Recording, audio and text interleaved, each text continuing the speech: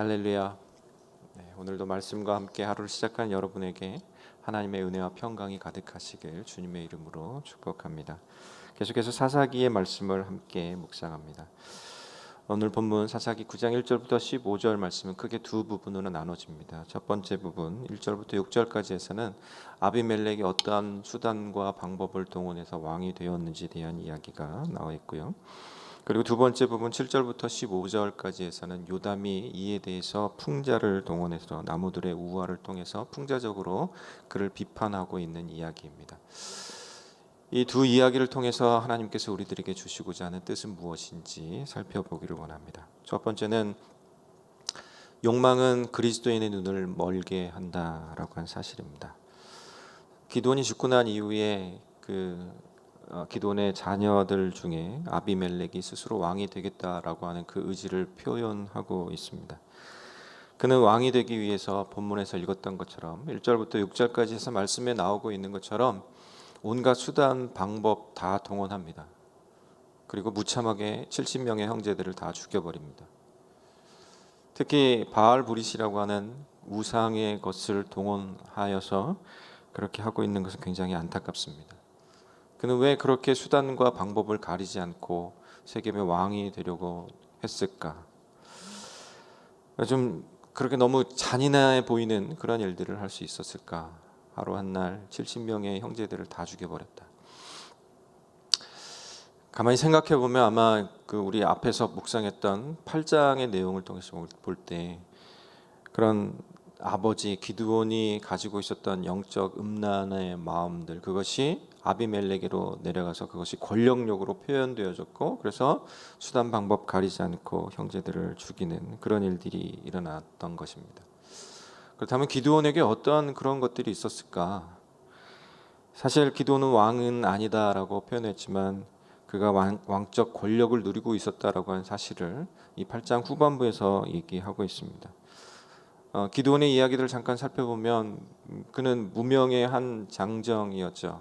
그렇지만 하나님께서 부르심을 통해서 그가 이스라엘을 이끌었고 미디안으로부터 핍박받고 있는 이스라엘 백성들을 구원해냅니다. 결국 그가 민족의 영웅으로 떠올랐습니다. 그리고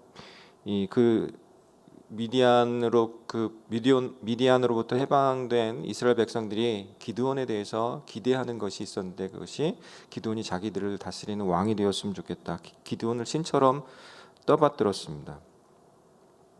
8장 22절 말씀에 보면 당신이 우리를 미디안의 손에서 구원하셨으니 당신과 당신의 아들과 당신의 손자가 우리를 다스리소서라고 간청을 합니다.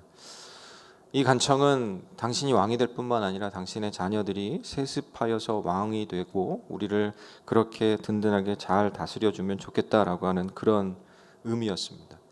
그때 기드온의 마음 가운데는 하나님이 어떤 분이신지 잘 알고 있었습니다. 하나님은 왕이시죠. 그렇기 때문에 이 하나님께서 언약 백성을 다스리시는 왕이시기 때문에 자기가 이스라엘 백성들을 다스리는 왕이 된다라고 하는 것은 있을 수 없는 일이고 그 제안에 대해서 확실하게 거절했습니다. 그렇지만 문제는 자기가 왕이 되는 건 거절했지만 자기에 대해서 또 존중해주는 상징물을 만드는 것에 대해서는 좋게 생각했던 것 같아요. 그래서 금 귀고리 같은 것들을 다 모아가지고 금 에봇을 만들고 그 금 에봇을 음란하게 숭배하도록 그렇게 허용해 버렸습니다. 그것이 8장 27절에서 이렇게 표현되어 있습니다. 기드온이 그 금으로 에봇 하나를 만들어 자기의 성읍 오브라에 두었더니 온 이스라엘이 그것을 음란하게 위함으로 그것이 기드온과 그의 집에 올무가 되니라. 이 8장 27절 마지막 부분에 그것이 올무가 되었다라고 하는 말이 굉장히 중요한 것 같습니다. 올무가 되었다. 기드온과 이후에 이제 일어나는 자기 자녀들 중에 이런 음란한 일들이 계속 진행되어질 수밖에 없다라고 하는 그런 표현입니다. 결국 아비멜렉이 그 음란한 그 생각, 음란한 태도로 우상 숭배했던 그것을 가지고 권력력으로 표현했고, 그리고 이렇게 무자비한 만행을 적나라하게 드러내 보여준 것입니다. 1절부터 6절까지 나오는 이 아비멜렉이 왕이 되는 과정들을 조금 더 살펴보면 이 기드온에게 첩이 있었는데 세겜 출신 첩이 있었어요. 그 첩으로부터 낳은 아들이 바로 이 아비멜렉이죠. 기드온이 죽은 이후에 그 권력의 공백이 생기자 이제 권력 다툼이 일어나기 시작하는 거예요. 그 중에 이제 이 아비멜렉도 기드온이 가졌던 것 같은 그런 왕권을 자기도 갖고 싶다라고 하는 그런 생각을 한 겁니다. 그래서 세겜 땅으로 가서 친족들을 만나죠. 어머니의 친족들을 만나서 그들에게 말하기를 우리가 남이 아니고 형제이고 골육이고 하니까 나를 왕으로 세워라. 70명의 통치를 받는 것보다 한 사람의 통치를 받는 것이 당신들에게 더 유리하지 않냐라고 하는 그런 얘기를 합니다.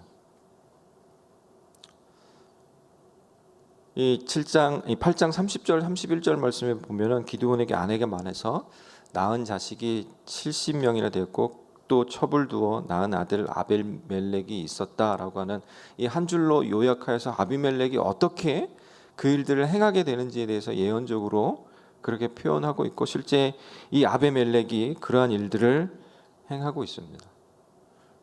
기드온에게 있어서 하나님의 부르심을 받고 하나님의 뜻을 따라서 행했던 그런 놀라운 일들은 칭찬받아 마땅합니다. 그렇지만 그에게 문제가 있었는데 그것은 여성 편력이었던 것이고 권력욕이었던 것이고 사람들로부터 받는 칭찬과 존경에 대해서 그것을 겸손함으로 내려놓고 하나님께 그 영광을 돌리는 일들을 하지 못했던 것이죠. 그러한 모습을 아비멜렉이 보았던 겁니다. 아비멜렉에게 있어서 자기가 어느 수준까지 권력을 차지하면 좋을까라고 생각했을 때 아버지가 가지고 있는 그것만큼 아버지가 누렸던 그 권력만큼 자기도 갖고 싶다라고 하는 생각을 했고 그런 권력을 갖기 위해서 이렇게 수단과 방법을 동원하지 않았던 겁니다. 아버지가 가졌던 이런 영적 음란의 결과 그것은 바로 아들 때에서 일어나는 이런 비극의 씨앗이 되었다라고 하는 겁니다.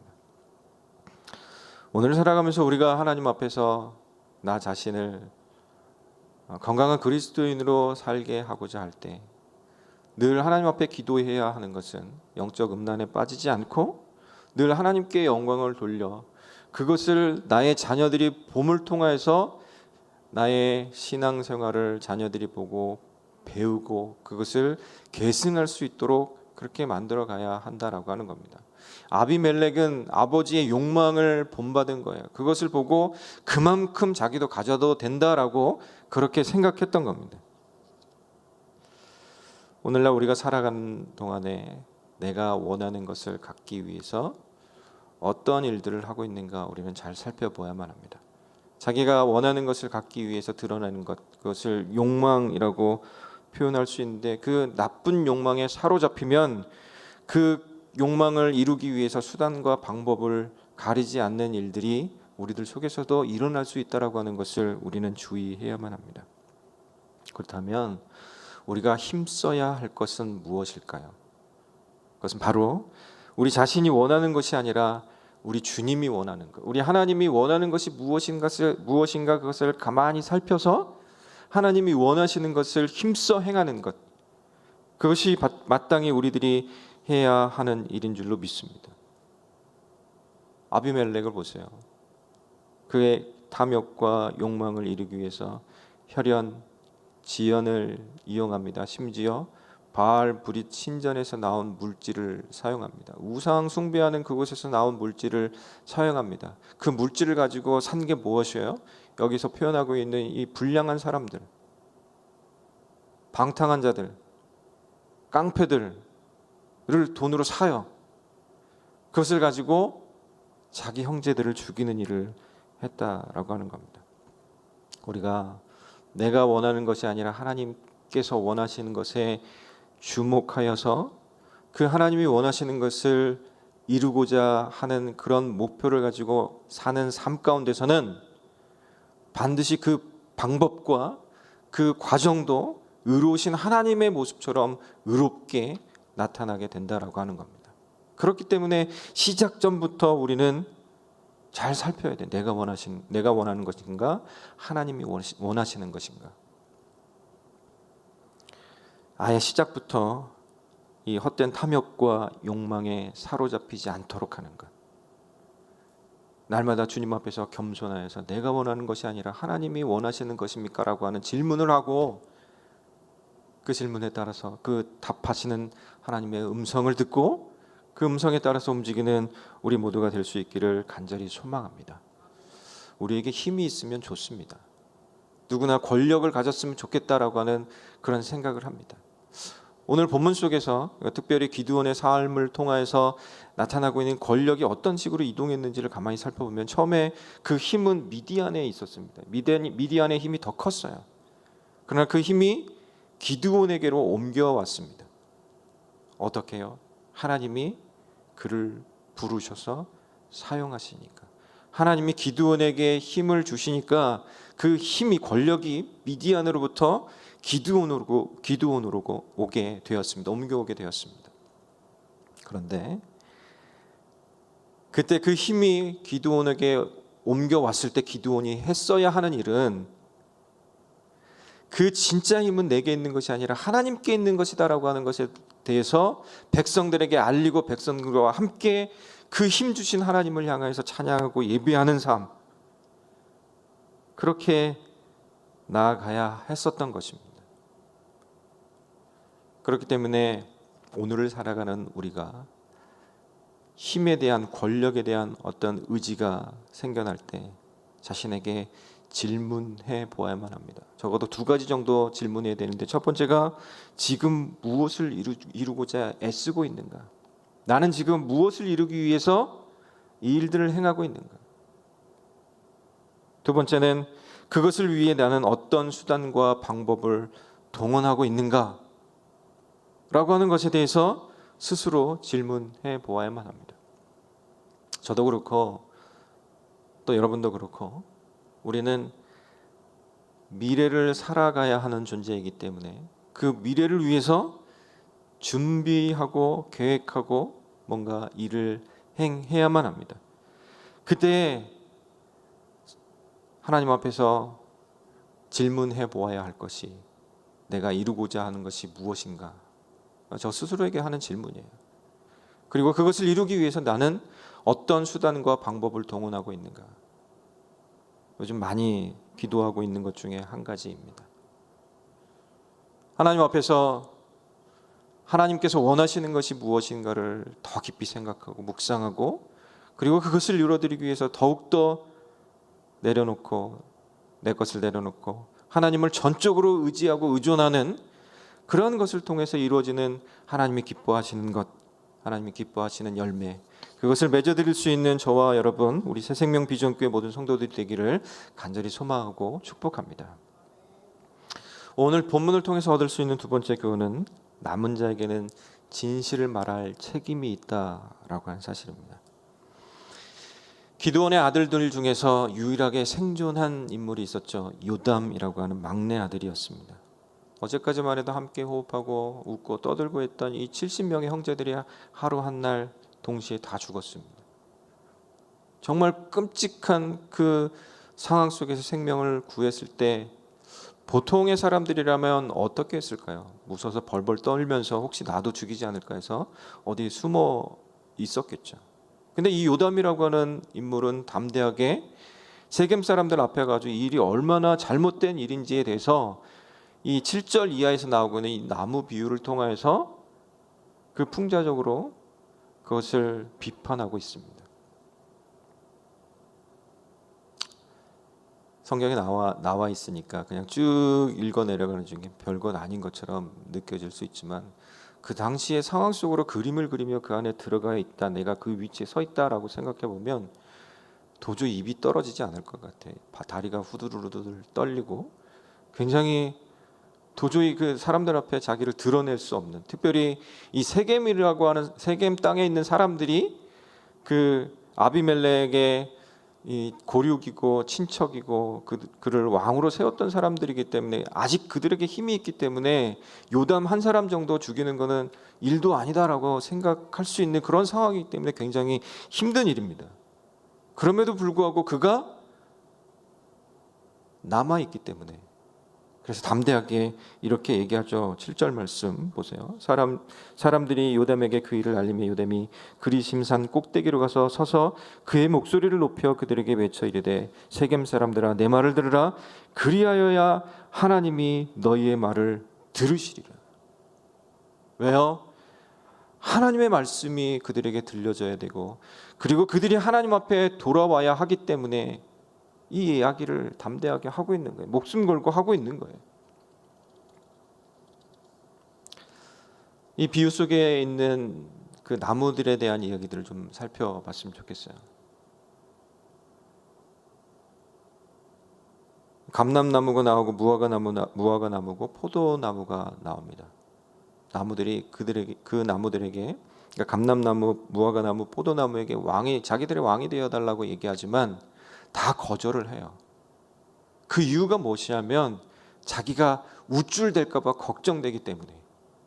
자기에게 맡겨진 사명, 하나님으로부터 받은 사명이 있는데 그것을 감당하기보다는 사람들 위에 군림하여서 우쭐될까 봐 그것을 하지 않기 위해서 자기는 왕이 되는 것을 거절한다라고 얘기합니다. 9절 말씀에서 감람나무가 이렇게 얘기해요. 감람나무가 그들에게 이르되 내게 있는 나의 기름은 하나님과 사람을 영화롭게 하나니 내가 어찌 그것을 버리고 가서 나무들 위에 우쭐대리오 한지라. 또 11절에서는 무화과나무가 이렇게 얘기합니다. 그들에게 이르되 나의 단 것과 나의 아름다운 열매를 내가 어찌 버리고 가서 나무들 위에 우쭐대리오 한지라. 13절 포도나무가 이렇게 얘기합니다. 그들에게 이르되 하나님과 사람을 기쁘게 하는 내 포도주를 내가 어찌 버리고 가서 나무들 위에 우쭐대리오 한지라. 우쭐대지 않겠다라고 그렇게 단호하게 의지를 표현합니다. 사람들 위에 군림한다라고 하는 것, 사람들 위에 서서 지도자가 된다라고 하는 것, 그것은 이렇게 위험하고 무서운 것이 될 수 있습니다. 늘 하나님 앞에서 받은 그것을 감당하기 위해서, 자기가 받은 사명을 감당하기 위해서 겸손하고 낮아지고 어느 사람들 앞에서도 우쭐대지 않겠다라고 하는 그런 각오, 결단, 그리고 그것을 하나님 앞에서 겸손하게 실천하는, 그것을 통하여서 우리에게 주어진 이 지도력과 또 사명, 은사와 재능, 그것들을 사용해야 할 줄로 믿습니다. 그런데 이 가시나무라고 하는 이 나무는 사람들의 요청이 왔을 때 단번에 그것을 승낙해 버립니다. 자기가 왕이 되겠다라고 얘기해 버립니다. 사실 이 가시나무는 사람들에게 줄 수 있는 유익이란 아무것도 없었어요. 그럼에도 불구하고 스스로 왕이 되겠다라고 그렇게 얘기를 해요. 그리고 위협까지 합니다. 자신의 그늘로 들어오지 않으면 불이 나와가지고 다 불살을 것이다라고, 백향목을 불살을 것이다라고 그렇게 협박합니다.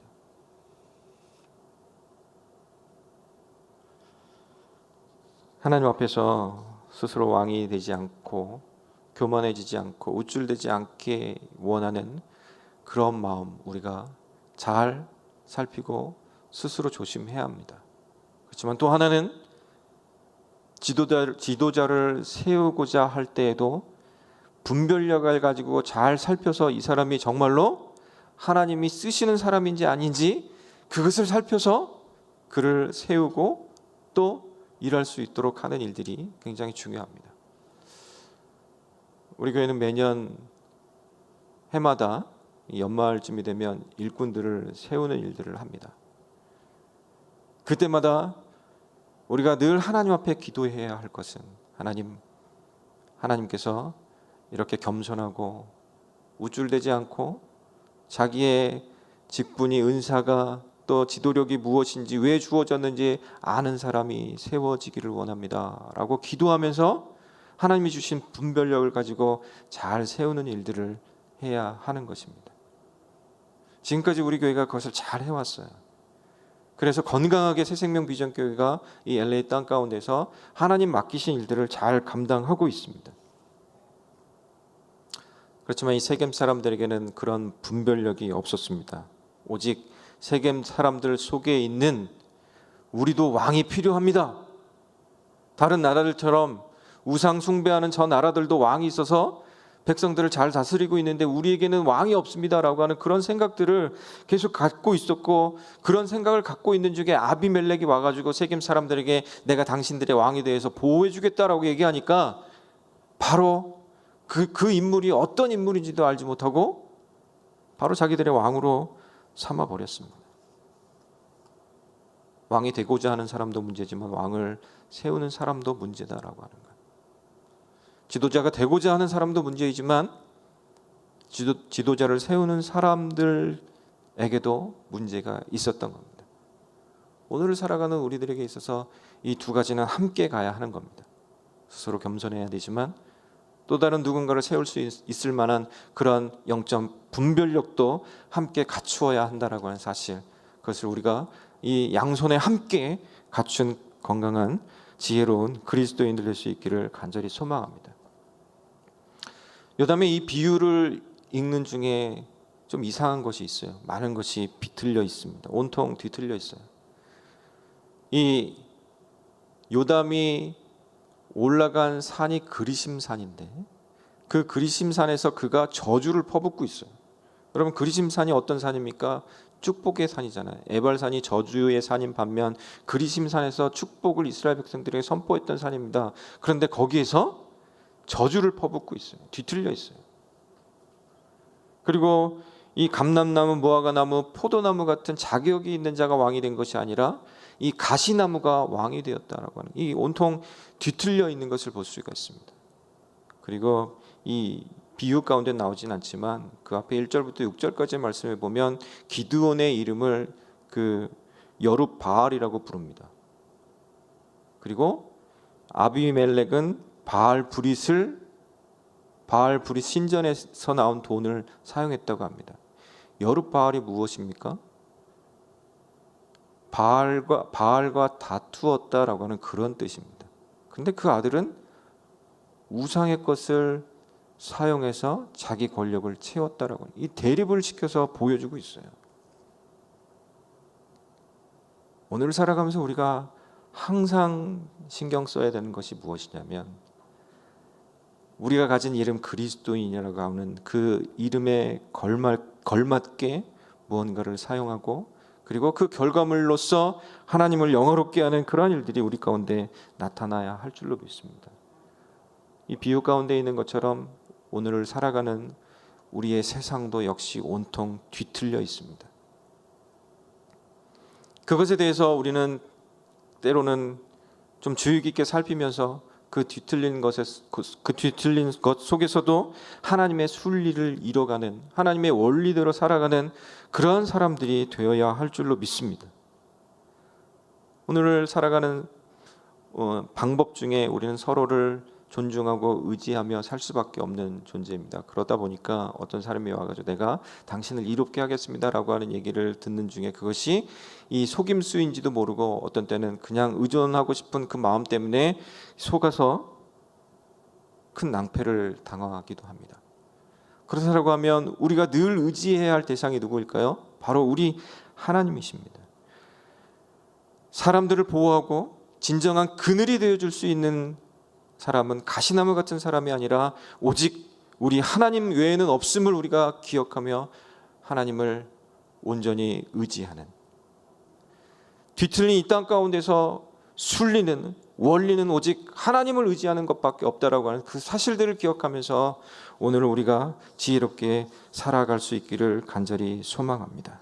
우리는 약해요. 연약해요. 눈에 보이는 것을 따라갈 수밖에 없습니다. 내가 경험했던 것을 따라갈 수밖에 없습니다. 내가 가지고 있는 지식을 따라갈 수밖에 없는 그런 연약한 존재입니다. 그렇기 때문에 눈을 뜰 때마다 하나님을 바라보고 부르짖을 때마다 하나님을 향하여 부르짖는 그것을 통하여서 하나님께서 만들어 가시는 순리, 원리, 그것이 무엇인가 만들어 드릴 수 있는, 그것을 이루어 드릴 수 있는 우리 모두가 될 수 있기를 간절히 소망합니다. 세겜 사람들, 아비멜렉, 그들은 공통적으로 욕망과 탐욕에 휩싸였던 사람입니다. 세상에서 가장 붐비는 어떤 감옥이 있다 그래요. 그 감옥은 한번 들어가면 절대 발을 뺄 수도 없다고 합니다. 탈옥이 불가능하답니다. 때로는 거기서 매장지가 되어서 죽기도 합니다. 그곳에 한번 들어간 사람들은 더 큰 것, 더 아름다운 것, 더 빠른 것, 더 좋은 것을 원한다고 합니다. 거기 있는 사람들의 생각 속에서는 늘 부족하다는 생각이 가득해요. 끊임없이 뭔가를 요구하는 사람들로 가득합니다. 그 감옥이 바로 욕망과 탐욕이라는 감옥이라고 합니다.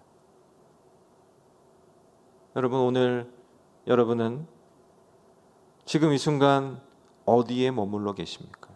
혹시 욕망과